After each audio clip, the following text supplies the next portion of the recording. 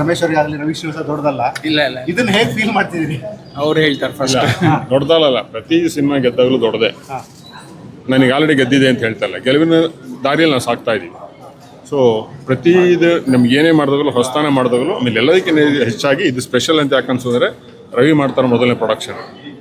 ಭಯದ ಜೊತೆಗೆ ಈ ಸೆಲೆಬ್ರೇಷನ್ ಶುರುವಾಗಿದೆ ಅಂತಂದರೆ ಖಂಡಿತ ನಮ್ಮಲ್ಲಿ ಧೈರ್ಯ ಹುಡ್ತಾ ಇದೆ. ಖಂಡಿತ ಗೆಲುವಿನ ಹೆಜ್ಜೆಯನ್ನು ಇಟ್ಟಿದ್ವಿ ನಾವು.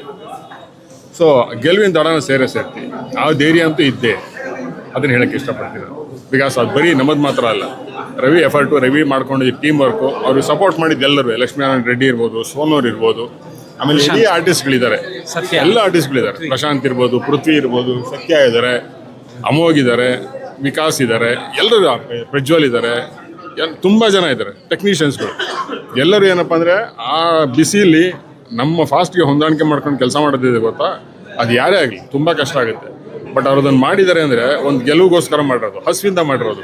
ಆ ಹಸುವಿಗೆ ಇವತ್ತು ಹೊಟ್ಟೆ ತುಂಬ ಊಟ ಸಿಗುತ್ತೆ ಅನ್ನೋ ಧೈರ್ಯ ನಮಗೆ ಬಂದ್ಬಿಟ್ಟಿದೆ. ಸರ್, ಇವಾಗ ಕ್ರೂರತ್ವ ಅಂತ ನಾವು ಟ್ರೈಲರ್ ನೋಡಿದಾಗ ಅನಿಸ್ತಾ ಇತ್ತು. ಇವಾಗ ಕ್ರೂರತ್ವ ಹೋಗಿ ಎಮೋಷನ್ ಆಗಿ ಕನ್ವರ್ಟ್ ಆಗಿರೋದು ಸಿನಿಮಾ ನೋಡಿದ್ಮೇಲೆ ಏನು ಅನಿಸುತ್ತೆ? ಇಲ್ಲ, ಅದು ಏನು ಅಂದ್ಕೊಂಡ್ವಿ ಅಂತಂದರೆ, ಫಸ್ಟು ನಾವು ಇಂಥವ್ರು ಅನ್ನೋದು ಒಂದು ಇನ್ವಿಟೇಷನ್ನ ನಾವು ಯಾವತ್ತೂ ಬಿಚ್ಚಿಟ್ಬಿಡ್ಬೇಕು. ಮನೆಯನ್ನು ತುಂಬ ಚೆಂದ ಕಟ್ಟಿ ಎಲ್ಲ ಮಾಡಿ ಒಳಗೆ ಕರೆದ್ಮೇಲೆ ಆ ಮನೆ ಚೆಂದ ಇಲ್ಲ ಅಂತಂದರೆ ಬೈತಾರೆ, ಮಾಡ್ತಾರೆ. ಸೊ ನಾವು ಹೀಗಿದ್ದೀವಿಪ್ಪ, ಈ ಕತೆ ಹೀಗೆ ನಡೆದಿದೆ, ದಯವಿಟ್ಟು ಬಂದು ನಮ್ಮನ್ನು ನೋಡಿ ನೀವು ನಿಮ್ಗೆ ಹಾಗೆ ಅನಿಸುತ್ತೋ ಅಂತಂದರೆ, ಅದೇ ಹೇಳಿದ್ದೀವಿ. ಈಗ ಈ ಸಂಜೆಯಿಂದ ಇನ್ನು ಉತ್ತರ ಕರ್ನಾಟಕಕ್ಕೆಲ್ಲ ನಿಮ್ಮ ಮುಂದೆ ಬಂದು ನಾವು ನಿಲ್ತೀವಿ. ನಮ್ಮ ತಪ್ಪುಗಳಿಂದಿದ್ದರೆ ನೀವು ಹೇಳಿ ಅಂತಲೇ ನಾವೆಲ್ಲ ಕಡೆ ಉತ್ತರ ಕರ್ನಾಟಕದಲ್ಲಿ ಹೇಳ್ಕೊಂಬಂದಿರೋದು. ಎಮೋಷನ್ಸ್ ಅನ್ನೋದು ಯಾವಾಗ ಬರುತ್ತೆ ಅಂತಂದರೆ, ಒಂದು ವೈಲೆನ್ಸು ಮತ್ತೊಂದು ಆಗ್ತಿದೆ ಅಂತಂದಾಗ ಅದ್ರ ಹಿಂದೆ ಒಂದು ಬ್ಯಾಕ್ಗ್ರೌಂಡಲ್ಲಿ ಎಮೋಷನ್ಸ್ ಅನ್ನೋದು ಬರಲೇಬೇಕು. ಸೊ ನಾವು ಎಮೋಷನ್ಸ್ ಮುಚ್ಚಿಟ್ಟಿದ್ವಿ. ಇಷ್ಟು ದಿವಸ ಏನಾಯಿತು ಅಂತಂದರೆ, ಬೇಡ ನಾವೆಲ್ಲ ಇದೆ ಅಂತ ಏನಕ್ಕೆ ಹೇಳಬೇಕು, ನಾವೇನೋ ಬೇರೆ ಥರ ಹೋಗ್ತಿದ್ದೀವಿ ಅಂತ ಹೇಳೋಣ. ಈಗ ಒಬ್ಬರು ಅದೇ ಅಂದರು, ಅಣ್ಣ ಇಷ್ಟೊಂದೆಲ್ಲ ಇಟ್ಕೊಂಬಿಟ್ಟು ನೀನು ಯಾಕಣ್ಣ ಬೇರೆ ಏನೋ ಬಿಟ್ಟೆ ಅಂತಂದು. ಈಗ ಜನ ಮಾತಾಡ್ತಾರೆ. ಈಗ ನಿಮಗೆ that is a shocker. Sir ಹಿಂಗಿದ್ದು ಇದನ್ನು ಹೇಳಿಲ್ವಲ್ಲ ಸರ್ ಅಂತ. ಈಗ ಒಳಗೆ ಬಂದವ್ರಿಗೆ ಅದೆಲ್ಲ ತುಂಬ ಖುಷಿ ಕೊಡುತ್ತೆ. ಅವ್ರೇನೋ ಒಂಥರ ಹೊಸದಾಗಿ ಹೊರಗಡೆ ಬರ್ತಾ ಇದ್ದಾರೆ. ಬಟ್ ಅಲ್ಲಿಗೂ ನಾನು ನನ್ನ ಅಣ್ಣಂಗೆ ಅದೇ ಹೇಳ್ತಾ ಇದ್ದೆ, ಅಣ್ಣ ಇನ್ನೂ ಒಂದು 5 ದಿವಸ ಬಿಟ್ಬಿಡೋಣ, ಏನೇನಾಗುತ್ತೆ ನೋಡೋಣ, ಎಲ್ಲರೂ ಏನೇನು ಹೇಳ್ತಾರೆ ಅಂತ ನೋಡೋಣ. ಯಾಕೆ ಅಂತಂದರೆ ಮೊದಲನೇ ದಿನದ ಈ ಕ್ಷಣದ ಒಂದು ಅನುಭವ ಹಂಚ್ಕೊಳ್ಳೋದು ಮತ್ತೊಂದು ಇಲ್ಲ. ಜನ ಒಂದಷ್ಟು ಮೌತ್ ಪಬ್ಲಿಸಿಟಿಗಳಾಗಬೇಕು. ನಾನು ನಿಮ್ಮ ಮಾಧ್ಯಮದ ಮುಖಾಂತರ ಕೇಳ್ಕೊಳ್ಳೋದೇನು ಅಂತಂದರೆ, it has to reach to each and every ಕನ್ನಡಿಗ.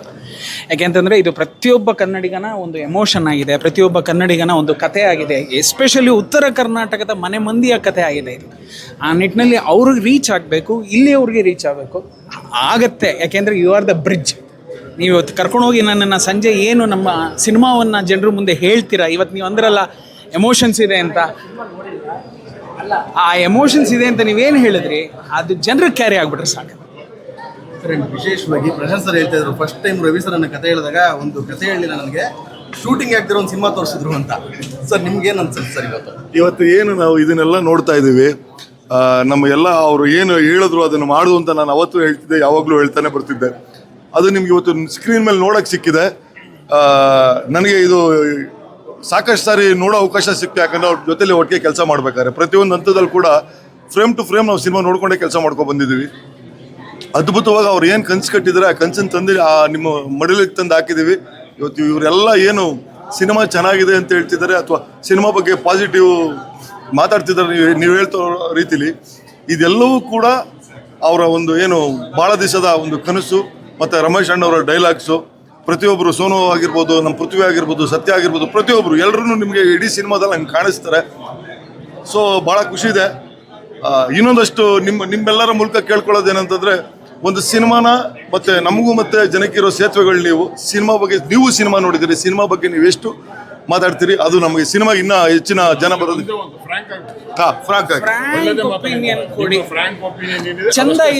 ಚಂದ ಇಲ್ಲ ಅಂತ ನೀವು ಹೇಳಿ ತೊಂದರೆ ಏನಿಲ್ಲ. ಯಾಕೆ ಅಂತಂದರೆ ನಮ್ಮ 2 ವರ್ಷದ ಈ ಒಂದು ಸರ್ಟಿಫಿಕೇಟ್ ನೀವು ಇವತ್ತೇನು ಬರೀತೀರಾ ಅದೊಂದು ಶರ ಆಗಬೇಕು.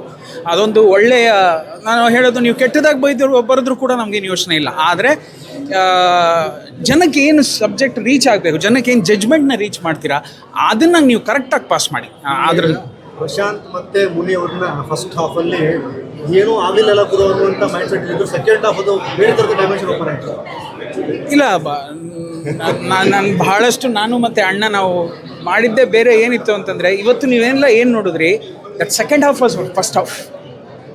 ಅದಿದ್ದಿದ್ದು ನಮ್ಮ ಕಥೆನಲ್ಲಿ. ನಾವು ಅದನ್ನೆಲ್ಲ ಕೂತ್ಕೊಂಡು ತಿರ್ಗಾ ಬೇರೆ ಮಾಡಿ, ಯಾಕೆಂತಂದರೆ ಜನಕ್ಕೆ ಬೇರೆ ರೀತಿಯಾದಂಥ ಒಂದು ಕಥೆಯನ್ನು ಕೊಡಬೇಕು ಅನ್ನೋದೆಲ್ಲ ಕೂತ್ಕೊಂಡು ಮಾಡಿದಾಗ ಬರಹಗಾರರ ಒಂದು ಡೆಸ್ಕಿಂದ ಈಚೆ ಬಂದಿದ್ದು ಸಿನಿಮಾ ಆದಮೇಲೂ ಕೂಡ ಎಡಿಟಿಂಗ್ ಟೇಬಲಲ್ಲಿ ನಾವು ಸಿನಿಮಾವನ್ನು ಹೊಸದಾಗಿ ಮಾಡ್ಬೋದು ಅನ್ನೋದು ಬಂತು. ಆ ನಿಟ್ಟಿನಲ್ಲಿ ಮಾಡಿದ್ವಿ.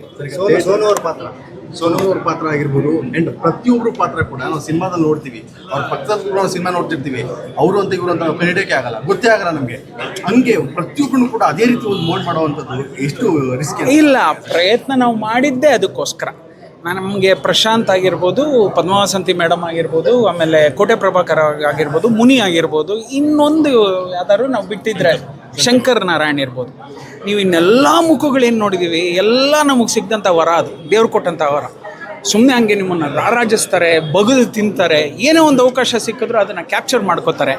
ಆ ನಿಟ್ಟಿನಲ್ಲಿ ಎಲ್ಲರೂ ಈಗ ನೋಡಿ, ಪೃಥ್ವಿ ನಿಂತಿರ್ಬೋದು, ಸತ್ಯ ನಿಂತಿರ್ಬೋದು, ಆ ಕಡೆ ಅಮೋಘ್ ಆಗಿರ್ಬೋದು, ಆಮೇಲೆ ನಮ್ಮ ಕಿರಣ್ ಆಗಿರ್ಬೋದು, ದಿಲಾನ್ ಆಗಿರ್ಬೋದು, ಆಮೇಲೆ ಮಹಾಂತೇಶ್ ಗಜೇಂದ್ರಗಡ ಆಗಿರ್ಬೋದು, ತುಂಬ ನಮ್ಮ ಹಲ್ಲೂರವರಾಗಿರ್ಬೋದು, ಟಂಗ್ಸಾಲಿ ಉಮೇಶ್ ಅವ್ರು ಬರ್ತಾನೆ ಇರುತ್ತೆ. ಇನ್ನೊಂದು ನಮ್ಮ ಪೊಲೀಸ್ ಆಫೀಸರ್ ಕ್ಯಾರೆಕ್ಟರ್ ಮಾಡಿದ್ರು, ಅವರಾಗಿರ್ಬೋದು, ಪ್ರಜ್ವಲ್ ಮಸ್ಕಿ.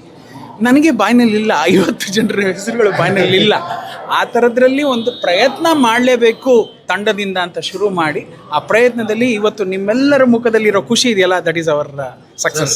ಇವತ್ತು ನಿಮಗೆ ಏನೋ ಚಾಲೆಂಜ್ ಅಂತ ಹೇಳ್ಬೇಕಾ ಅಥವಾ ಅಭಿಮಾನಿಯಾಗಿ ಕೋಟಿಗೊಬ್ಬ ಅಂತ ಹೇಳ್ಬೇಕಾ? ಇವತ್ತು ನನ್ನ ಸಿನಿಮಾ ನಾನು ನಿರ್ದೇಶನ ಮಾಡಿದ್ದೀನಿ ಅಂತ ಇವತ್ತು ಗ್ಯಾಂಗ್ಸ್ ಆಫ್ ಯುಕೆ ನೋಡೋಕ್ಕೆ ಒಂದು ಅಭಿಮಾನಿಗಳಿಗೆ ನಿಮಗೆ ಒಂಥರ ಅನ್ಸ್ಬಿಟ್ಟಿದೆ ಇವತ್ತು. ಯಾಕಂದರೆ ನೀವು ದೊಡ್ಡ ಅಭಿಮಾನಿ, ಅವರ ಒಂದು ಅಭಿಮಾನಿ, ಅವರ ಒಂದು ಸ್ಮಾರಕ ಒಂದು ಸಮಸ್ಯೆ ಆದಾಗ ಕೂಡ ಭಾಳ ದೊಡ್ಡ ಮಟ್ಟದಲ್ಲಿ ಬಂದು ಕಣ್ಣೀರು ಹಾಕಿದ್ರಿ. ಇವತ್ತು ಅವ್ರ ಸಿನಿಮಾ ಕೂಡ ಒಂದು ಕಡೆ ಬಿಡುಗಡೆ ಆಗಿದೆ. ನಮ್ಗೊಂದು ಆಸೆ, ನಾನು ಎಲ್ಲೋದ್ರೂ ನನ್ನ ಯಜಮಾನ ಹಿಂದೆ ನನ್ನ ಬೆನ್ನು ಕಾಯ್ತಾ ಇದ್ದಾರೆ ಅಂತ. ಒಂದು ಕಡೆ ಯಜಮಾನ್ರು ಏನೋ ಅಂತಾರೆ, ಬಂದ್ಬಿಟ್ಟಿದ್ದಾರೆ ಅಲ್ಲಿ ಪಕ್ಕದಲ್ಲಿ. ಇನ್ನೊಂದು ಕಡೆ ಆದಿತ್ಯ, ನಾನು ಇಲ್ಲಿ ಬಂದಿದ್ದೀನಿ ಅಂತ ಅವ್ರು ಅಲ್ಲಿ ಬಂದ್ಬಿಟ್ಟಿದ್ದಾರೆ. ಎಲ್ಲರೂ ಸೇರಿದ್ದೀವಿ ಅಷ್ಟೇ. This is industry where we need to travel with each and every one. Sir, theatre ಭಾಳ ಮುಖ್ಯವಾಗಿ ಹೇಳಬೇಕು. ಒಂದು ಕನ್ನಡ ಸಿನಿಮಾ ಮಾಡಿದ್ದೀರಿ, ಉತ್ತರ ಕರ್ನಾಟಕದ್ದು ಒಳ್ಳೆ ಸಿನಿಮಾ. ಏನಿದ್ರು ಕೂಡ ಥಿಯೇಟ್ರ್ ಸಮಸ್ಯೆಗಳು ತಪ್ಪಿದ್ದಲ್ಲ ಅಂತಾರೆ. ಅದರಲ್ಲೂ ನಮ್ಮದೇ ಒಂದು ಕನ್ನಡ ಸಿನಿಮಾ ಒಟ್ಟೊಟ್ಟಿಗೆ 3 ಸಿನಿಮಾ ಬಂದಿರುವಂಥದ್ದು. ಥಿಯೇಟ್ರ್ಗಳು ಹೇಗೆ ಸರ್, ಹೇಗೆ ನಿಮಗೆ? ಥಿಯೇಟ್ರ್ಗಳಂದ್ರೆ ಸರ್, ಖಂಡಿತ ಎಲ್ಲರೂ ಯಾರೇ ಸಿನಿಮಾ ರಿಲೀಸ್ ಮಾಡಿದ್ರು ನಾನೇ ಆಗಲಿ, ಸೊ ಎಲ್ಲ ಥಿಯೇಟ್ರಲ್ಲೂ ನಮ್ಮ ಸಿನಿಮಾ ಇರಬೇಕು ಅನ್ನೋದು ಆಸೆ ಖಂಡಿತ ಇದ್ದೇ ಇರುತ್ತೆ. ಅದು ಯಾರಿಗೂ ತಪ್ಪಿದ್ದಲ್ಲ. ಬಟ್ 3 ಸಿನಿಮಾ ಬಂದಾಗ ಎಲ್ಲರೂ ಹಂಚ್ಕೊಳ್ಳೇಬೇಕಾಗುತ್ತೆ. ಯಾರೋ ಒಬ್ಬರು ತುಳಿದು ಇನ್ನೊಬ್ಬರು ಬರುವಂಥದ್ದಲ್ಲ, ಎಲ್ಲವೂ ಕನ್ನಡ ಸಿನಿಮಾನೇ. ಈಗ ಒಂದು ವಾರದಲ್ಲಿ 2 cinema 3 cinema Kannada cinema hit ಆಯಿತು ಅಂತಾರೆ. ಸಿನಿಮಾ ಬರೋದು ಯಾವ ಸಿನಿಮಾ ಮಾತ್ರ ಅಲ್ಲ, ಕನ್ನಡ ಚಿತ್ರರಂಗ ಚೆನ್ನಾಗಿದೆ ಅಂತಂತ. ಹಾಗಾಗಿ ಎಲ್ಲವೂ ಹೊಂದಾಣಿಕೆ ಆಗಿದೆ, ಇಲ್ಲ ಅಂತ ಹೇಳ್ತಾ ಇಲ್ಲ. ನಮಗೆ ಲಾಸ್ಟ್ ಮೂಮೆಂಟ್ವರೆಗೂ ಅದೊಂದು ಶೋ ಇದೊಂದು ಶೋ ಇಲ್ಲ 2 ಶೋ ನಾವಿಬ್ಬರು ಹಂಚ್ಕೊಳ್ಳೋಣ. ಅದು 2 ಡಿಸ್ಟ್ರಿಬ್ಯೂಟರ್ಗಳಿದ್ದಾರೆ ಗೊತ್ತಾ, ಥಿಯೇಟ್ರ್ ಒಂದು ಸ್ವಲ್ಪ ಮಾತಾಡ್ಕೊಂಡಿದ್ದಾರೆ. ನಮ್ಮ ಜಯಣ್ಣ ಅವರಾಗಿರ್ಬೋದು, ಚಂದನ್ ಫಿಲ್ಮ್ಸಿಂದ ಆಗಿರ್ಬೋದು, ಎಲ್ರಿಗೂ ಥಿಯೇಟ್ರ್ ಚೆನ್ನಾಗಿ ಕಾಂಟ್ಯಾಕ್ಟ್ ಇರೋದ್ರಿಂದ ಅವ್ರು ಎಲ್ಲರ ಜೊತೆ ಮಾತಾಡಿ ಯಾವುದಕ್ಕೂ ತೊಂದರೆ ಆಗದೆ ಇರೋ ಥರ ಹೊಂದಾಣಿಕೆ ಮಾಡಿಕೊಟ್ಟಿದ್ದಾರೆ. ಆ ವಿಷಯದಲ್ಲಿ ನಾವು ತುಂಬ ಸಂತೋಷವಾಗಿದ್ದೀವಿ ಖಂಡಿತ. And thanks to Chandan sir. ಯಾಕೆಂದರೆ ಆ ಜೀವ ಇಲ್ಲದೆ ಹೋಗಿದ್ರೆ ನಮ್ಮ ಸಿನಿಮಾ ಈಚೆ ಬರ್ತಾ ಇರಲಿಲ್ಲ. ಪ್ರತಿಯೊಬ್ಬ ಡಿಸ್ಟ್ರಿಬ್ಯೂಟ್ರು ಹೇಳಿದ್ದೇನು ಅಂತಂದರೆ, ಅಯ್ಯೋ ಹಿಂಗ ಅಯ್ಯೋ ಹಂಗ ಅಂದಾಗ ಧೈರ್ಯ ಮಾಡಿ ಎದೆ ಕೊಟ್ಟು ನಾನು ಇದ್ದೀನಿ ಅಂತ ಹೇಳಿ ಬಂದಂಥ ಚಂದನ್ ಸರ್. ನಿನ್ನೆ ಸಂಜೆಯಲ್ಲೆಲ್ಲ ನಮಗೆ ಜಯಣ್ಣ ಅವರು ಪ್ರೋತ್ಸಾಹ ಕೊಟ್ಟಂಥ ರೀತಿ, ಅವರೊಂದು 8ರಿಂದ 10 ಥಿಯೇಟ್ರ್ಗಳನ್ನ ಬಿಟ್ಕೊಡ್ತಾರೆ ಪಟ ಪಟ ಪಟ ಪಟ ಅಂತ. ಆ ಥರ ಇಬ್ರಿಗೂ ನಾನು ನಮಸ್ಕಾರ ಹೇಳ್ತಾ, ಸೂರಪ್ಪ ಬಾಬು ಸರ್ಗೆ ನಾನು ಕ್ಲೀನ್ ಅಂಡರ್ಲೈನ್ ಮಾಡ್ತೀನಿ, if he was not there ಈ ಫಿಲಮ್ ಇಲ್ಲಿವರೆಗೂ ಬಂದು ನಿಂತ್ಕೊಳ್ಳೋಕೆ ಸಾಧ್ಯನೇ ಇರ್ತಾ ಇರಲಿಲ್ಲ. So amazing support from Surappa Babu sir. Love you Surappa Babu sir. ನಿಮ್ಮ ಕನಸಿನ ಕೂಸು ಇವತ್ತು ಬಿಡುಗಡೆ ಆಗ್ತಿರುವಂಥದ್ದು ಅಭಿಮಾನಿಗಳ ಜೊತೆ ಕೂತ್ಕೊಂಡು ನೋಡಿದ್ದೀರಿ. ಮತ್ತು ಜೊತೆಗೆ ವಿಶೇಷವಾಗಿ ಭಾಗ 2 ಅಂತ ಬೇರೆ ಒಂದು ಕೊಟ್ಟಿದ್ದೀರಾ. ಅದು ಹೇಗೆ ಸರ್ ಪ್ಲಾನ್? ಶೂಟ್ ಆಗಿದೆಯಾ? ಸರ್ ಆಗೋಗಿದೆ. 45 ನಿಮಿಷಗಳ ಕಾಲದ ಒಂದು ಕಂಟೆಂಟ್ ಏನಿದೆ ಎಲ್ಲ ರೆಡಿ ಇದೆ. ನನಗೆ ಇನ್ನೊಂದು 80 ನಿಮಿಷದ ಕಂಟೆಂಟ್ ಬೇಕಾಗಿದೆ. ಹಾಗಾಗಿ ಸ್ವಲ್ಪ ಬಿಸಿಲು ಕಮ್ಮಿ ಆಗಲಿ ಅಂತ ಹೋಗಿರೋ. ಲಾಸ್ಟ್ ಟೈಮ್ ಬಿಸಿಲು ತುಂಬ ಕೊಟ್ಟಿದೆ ಕಾಟ. ಇದೇ ಟೈಮಲ್ಲಿ ಹೋಗಿದ್ವಿ. ಸೊ ಒಂಚೂರು ಬಿಸಿಲು ಕಮ್ಮಿ ಆಗಲಿ, ತದನಂತರ ಒಂದಷ್ಟು ಕಥೆಯನ್ನು ಇನ್ನೊಂದಷ್ಟು ಗಟ್ಟಿ ಮಾಡ್ಕೊಂಡ್ಬಿಡ್ಕೋದ್ರಿಂದ ಕಾಯ್ತಾ ಇದ್ದೀವಿ. ಹೊರಟು ಬಿಡ್ತೀವಿ, ಇಷ್ಟರಲ್ಲೇ ಹೊರಟು ಬಿಡ್ತೀವಿ.